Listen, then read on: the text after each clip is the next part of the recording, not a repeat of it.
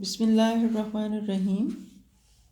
رب اشرح لی صدری ویسر لی امری واحلل عقدۃ من لسانی یفقہوا قولی. Students, today we are going to start lesson number 10, book 1, A Mild Attack of Locusts. First of all, I will give you the brief introduction of the lesson. Locusts are such insects that are very dangerous for crops, trees, and grass. So the farmers want to kill them. Locusts attack the crops in swamps. Their servants were shouting because they wanted to warn each other about the locusts. They were trying to scare off the locusts with the noise and clamor. The farmers were using pieces of wood and dry grass to make a fire. Margaret saw a long, low, rust-colored cloud advancing towards them. This cloud of locusts was swelling and coming forward in front of her eyes. The sky had turned dark because of the swarm of locusts.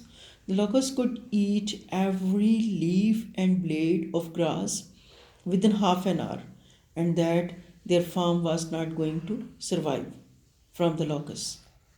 The trees looked strange and still because they were completely covered with locusts. The buffs of the trees were touching the ground due to the weight of the locusts. The locusts were clotted with eggs.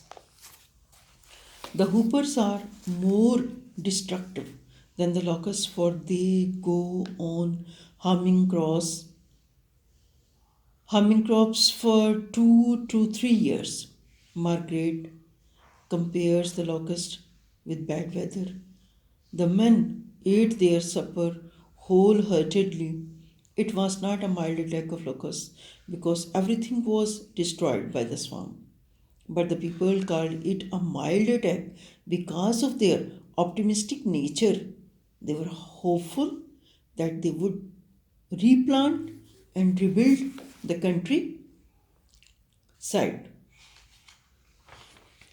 بیٹا یہ جو lesson ہے اس میں یہ بتایا گیا ہے کہ کس طرح کسان بہادری کے ساتھ عزم اور ہمت کا مظاہرہ کرتے ہوئے قدرتی آفات جو ہیں ٹڈی دل جیسی ان کا ڈٹ کر مقابلہ کرتے ہیں اور بڑے حوصلے سے اپنے نقصان برداشت کر لیتے ہیں.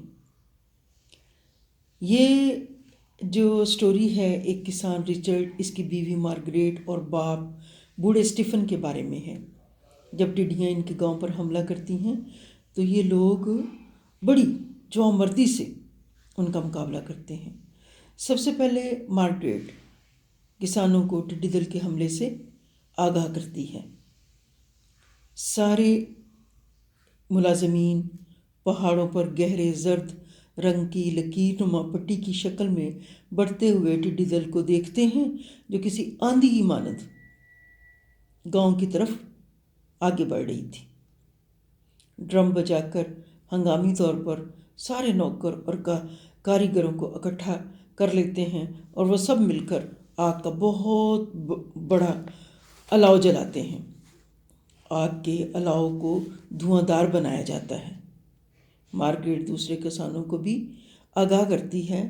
ایک دوسرے کسان بوڑھے سمتھ کا کھیت تو ٹڈی دل بالکل ختم کر چکے تھے اور اب وہ مزید تیزی سے آگے کی طرف آ رہے تھے. اب ٹڈی دل گروہوں کی شکل میں آگے آ رہے تھے. بوڑھا اسٹیفن اسے کہتا ہے کہ وہ تباہ ہو چکے ہیں اور کچھ بھی باقی نہیں بچا، مگر ابھی بھی پرجوش تھا کہ اگر وہ کافی زیادہ شور اور دھواں پیدا کرنے میں کامیاب ہو جائیں تو پھر ابھی بھی ایک امید ہے کہ شاید ٹڈی دل ان کے کھیتوں پر نہ بیٹھیں، کیونکہ دھوئیں اور شور سے ان میں ہلچل پیدا ہو جاتی ہے. وہ مارگریٹ سے کہتا ہے کہ وہ کیتلی چولہے پر چڑھا دے کیونکہ یہ بہت پیاس والا کام ہے. مارگریٹ بتاتی ہے کہ سارے درخت اور ان کی شاخیں ٹڈی دل سے بھرے پڑے تھے. وہ زمین پر یوں رینگ رہے تھے گویا کہ زمین حرکت کر رہی ہو. ٹڈی دل تعداد میں اتنے زیادہ تھے کہ درختوں کی شاخیں وزن سے جھک گئی تھیں اور ٹوٹنے لگی تھیں. ٹڈی دل کا حملہ کسی بارش کی طرح دکھائی دے رہا تھا اور اس سے تاریکی ہو رہی تھی. یہ سورج کی روشنی کو روک کر تاریکی کی وجہ بن رہا تھا اور تقریباً آدھی رات کا سا منظر دکھائی دیتا تھا. مارگریٹ پوچھتی ہے کہ اگر سب کچھ ختم ہو چکا تو شور اور دھواں کیوں پیدا کیا جا رہا ہے؟ ایک آدمی اسے بتاتا ہے کہ ٹڈی دل کا ایک اور گروہ بھی کہیں ٹھیک طرح سے بیٹھ نہیں رہا. یہ ٹڈی دل انڈے دینے کے لیے کہیں بسیرا کرنا چاہتے ہیں، بیٹھنا چاہتے ہیں اور کسان انہیں روکنے کی کوشش کر رہے ہیں، ورنہ بعد میں ان کے چھوٹے ٹڈوں سے نجات پانا اور بھی مشکل ہوگا. پھر اس نے اپنی شرٹ سے ایک ٹڈی کو پکڑا اور انگوٹھے کے ناخن سے اس کے پیٹ کو چیر کر دکھایا جو انڈوں سے بھرا ہوا تھا. دوپہر کے کھانے کے بعد کسان دوبارہ کھیتوں کی طرف گئے. ہر چیز ختم ہو چکی تھی، اب ہر چیز کو نئے سرے سے کاشت کرنا تھا. سارے کسان امید سے تھے کہ جلد ہی بارش ہوگی اور گھاس اگے گی اور ان کے اگر نہ ہوگی تو ان کے مویشی مر جائیں گے. مارگریٹ انہی سوچوں میں 3-4 سال تک ٹڈیوں کے حملے کا عادی بننے کا تصور کرنے لگی جو اسے کسی خراب موسم کی طرح نظر آ رہے تھے. اسے ایسا محسوس ہوا جیسے وہ کسی جنگ کے بعد زندہ بچ گئی ہو. لیکن گاؤں والوں نے اپنا کھانا جی بھر کر کھایا کیونکہ وہ جانتے تھے کہ حالات اس سے بھی بدتر ہو سکتے تھے. انہوں نے اتنے بڑے نقصان کو دل سے نہیں لگایا. وہ حوصلہ نہیں ہارے بلکہ حوصلہ ہارنے کی بجائے آنے والے وقت کے لیے اپنے آپ کو تیار کر رہے تھے. Now students, my dear students, I will start the lesson. First of all, I will tell you the meaning of the difficult words. The first word is gaze, نظر جما کر دیکھنا. یل پکارنا. پلوشیئرز گھڑیال. فارم لینڈ زرعی رقبہ. سٹریک لکیر یا پٹی. اور ہاؤس بوائے ملازم نوکر. کلیمر شور. میلی مکئی.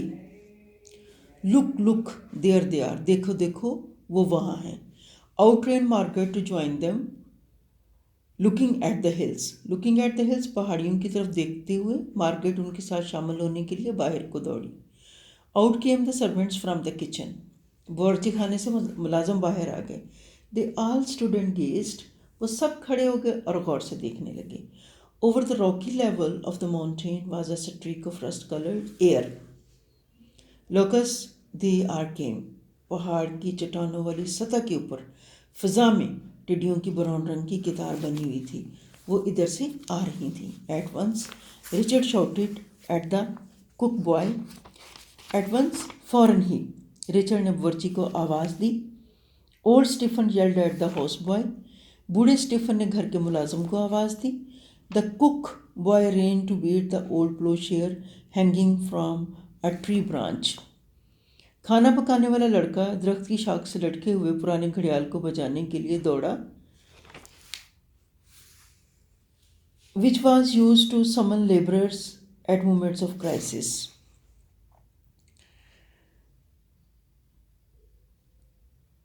جو برے حالات میں مزدوروں کو بلانے کے لیے استعمال کیا جاتا تھا. The house boy ran off to the store to collect tin cans, any old bit of metal. گھر کا ملازم لڑکا ٹین کے ڈبے اور دھات کے پرانے برتن لینے کے لیے اسٹور کی طرف دوڑا. The farm was ringing with the clamor of the gong. فارم گھڑیال کے بجنے کی تیز آواز سے گونج رہا تھا. And they could see the laborers come pouring out of the compound. اور مزدوروں کو احاطے میں اکٹھا ہوتے ہوئے دیکھ سکتے تھے. Pointing at the hills and shouting excitedly. جو پہاڑیوں کی طرف اشارہ کر رہے تھے اور جوش و خروش سے چلا رہے تھے. Soon they had all come up to the house. جلدی وہ سب گھر آ گئے. And Richard and old Stephen were giving them orders. اور رچرڈ اور بوڑھا اسٹیفن انہیں حکم دے رہے تھے, ہری ہری ہری, جلدی کرو جلدی کرو جلدی کرو. And off they ran again, اور پھر دوبارہ وہ بھاگنے لگے. The two white men with them, and in a few minutes Margaret could see the smoke of fires rising from all around the funland.